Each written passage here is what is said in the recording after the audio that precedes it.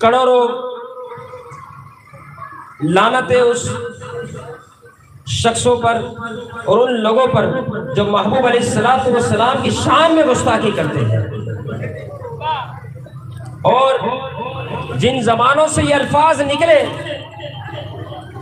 کہ محبوب علیہ السلام علیہ باللہ ثم علیہ باللہ نقل کفر ناپاشد، کہ محبوب علیہ السلام نہ لکھنا جانتے تھے نہ پڑھنا جانتے تھے، علیہ باللہ ثم علیہ باللہ. کیسی وہ زبانیں ہیں گندی، جو حلیے سے تو مولوی لیکن حرکتوں میں اس قدر برے.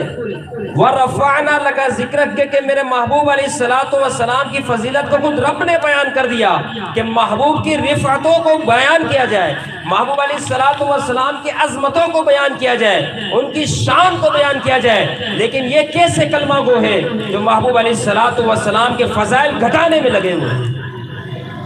جب اللہ رب العزت نے قرآن مجید میں فرما دیا، سورۃ النساء 5واں پارہ آیت نمبر 113، فرمایا وَعَلَّمَكَ مَا لَمْ تَكُنْ تَعْلَمْ، اے پیارے محبوب ہم نے آپ کو وہ سب سکھا دیا جو کچھ آپ نہ جانتے تھے. اب جب اللہ فرما رہا ہے کہ ہم نے اپنے حبیب کو سب کچھ سکھا دیا، تو آج کا مولوی اگر یہ کہے کہ حضور نہ لکھنا جانتے تھے نہ پڑھنا جانتے تھے، یقیناً یہ اس کی عقل فاسد ہے، اس کی سوچ خراب ہے. کیونکہ جب رب فرما رہا ہے الرحمن علم القرآن، رحمان وہ ذات جس نے اپنے حبیب کو قرآن سکھایا،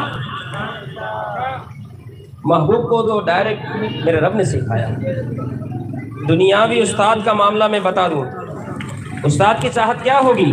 استاد کی چاہت یہ ہے کہ میرا شاگرد اچھے سے اچھے طریقے سے پیش آئے، اچھے سے اچھا علم حاصل کرے اور بہترین قسم کا میں اسے پڑھا ڈالوں، کوئی چیز کسی قسم کی کسر باقی نہ چھوڑو. دنیاوی استاد کا یہ معاملہ ہے. تو جب دنیاوی استاد کی یہ معاملات اس قسم کے ہیں، تو جس کے بارے میں رب فرماتے کہ ہم نے اپنے محبوب کو پڑھایا، تو آپ سوچیں. اور بلکہ اس مقام اور مرتبے پر ہماری سوچ نہیں جا سکتی کہ محبوب کو میرے رب نے کیا کیا پڑھا دیا، کیا کچھ سکھا دیا ہوگا اور کتنا کچھ سکھا دیا. یہ سارے باتیں کرنے کا مقصد صرف کیا تھا کہ محبوب علیہ باللہ ثم علیہ باللہ نہ لکھنا جانتے نہ پڑھنا جانتے. اگر اس الفاظ پر غور کیا جائے، یہ گستاخی والے الفاظ ہیں، یہ توہین رسالت کے مرتکب ہونے والے الفاظ ہیں، یہ محبوب کی شان کو گھٹانے والے الفاظ ہیں. کیا کوئی مسلمان بھی ایسے الفاظ ادا کر سکتا ہے؟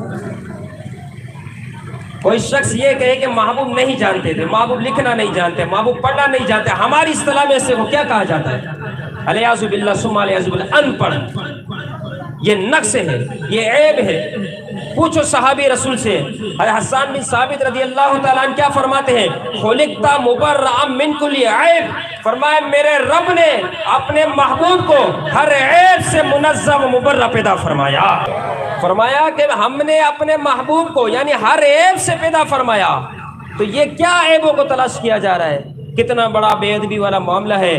یقیناً یہ معاملہ ایسا ہے کہ حضور علیہ السلام کی زمانے میں بھی کچھ لوگ اس قسم کی حرکتیں کیا کرتے تھے. ابن خطل جسے بخاری شریف نے بھی روایت کیا اور بے شمار حدیث و کتابوں میں موجود ہے. ابن خطل کا کیا کام تھا؟ وہ آپ علیہ السلام کی شان میں گستاخی کرتا. اس نے کچھ عورتوں کو رکھا تھا جس کا معاملہ کچھ ایسا تھا کہ وہ اس قسم کے اشعار پڑھتی جس میں محبوب کی شان میں گستاخی ہوتی. توہین رسالت کا یہ شخص مرتکب ہوا. کیا ایسے شخص کو معاف کر دیا جائے؟ قرآن و حدیث ہمیں کیا کہتی ہے اس بارے میں؟ محبوب علیہ السلام نے فرمایا یہ کان جو ہے ہمارے جسم کے اندر، اس سے نہ دل کے کانوں سے سنے. ابن خطل یہ ایسا شخص تھا جو حضور کی شان میں توہین کرتا، حضور کی شان گھٹاتا، حضور کے رسالت کا جو منصب تھا اس کی توہین کیا کرتا تھا. محبوب علیہ السلام نے فرمایا اے میرے صحابہ، ابن خطل کو جہاں دیکھو وہ قتل کر دو، جہاں دیکھو وہاں پر قتل کر دو. اب ہوا کیا کہ یہ شخص سمجھ گیا کہ اب حضور کے صحابہ میرے پیچھے ہیں. اب اس نے کیا بیت اللہ شریف کے پاس پہنچا.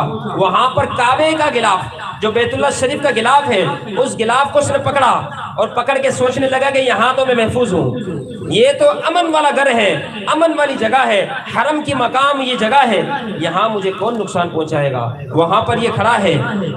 آپ علیہ السلام نے فرمایا ابن قتل کو جہاں دیکھو وہ قتل کرو، کیونکہ یہ توہین رسالت کا مرتکب ہوا ہے، اب اس کے لیے کوئی رعایت نہیں۔ صحابہ نے دیکھا یہ تو بیت اللہ شریف کے غلاف میں اپنے آپ کو اس نے لپٹا ہوا ہے، صحابہ اس کے پاس وہاں پہنچے، اس کو وہاں سے کھینچا اور کھینچنے کے ساتھ بیت اللہ شریف کے سامنے اس کو واصل جہنم کر دیا۔ صحابہ نے یہ عمل کر کے بتایا کہ جو رسول اکرم صلی اللہ تعالیٰ علیہ وسلم کی شان میں گستاخی کرے ایسا شخص مرتد واجب القتل ہے، اس کے لیے کوئی رعایت پہلو نہیں ہے ہی نہیں۔ مسلمان ہے، مسلمان اس چیز کو جانتا ہے کہ اس کو کتنی ٹھیس پہنچتی ہے جب محبوب علیہ السلام کی شان میں کوئی گستاخی کرے، وہ کیسے اس عمل کو برداشت کر سکتا ہے؟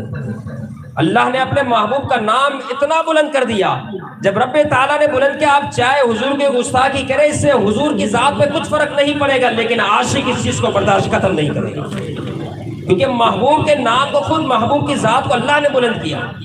آج ہم نے اس محفل کو سجایا، جہاں جہاں روئے زمین پہ محفلیں سج رہی ہے، تو محبوب کی شان اتنی بلند ہے کہ اگر ہم ان محفلوں کو نہ بھی سجائے تو بھی محبوب کا نام، مقام، مرتبہ جو اللہ نے بلند کیا ہے وہ ہمیشہ بلند ہوتا ہی رہے گا۔ یقیناً ان لوگوں کے منہ بند ہوتے رہیں گے، اور عجیب و غریب جو ان کے معاملات ہیں یقیناً یہ کسی صورت میں قابل برداشت نہیں۔ بہرحال یہ تو کچھ ایسی گفتگو تھی جس حوالے سے میں نے سوچا کہ آپ کے سامنے کی جائے، کہ اس حوالے سے کل کلپ سنا۔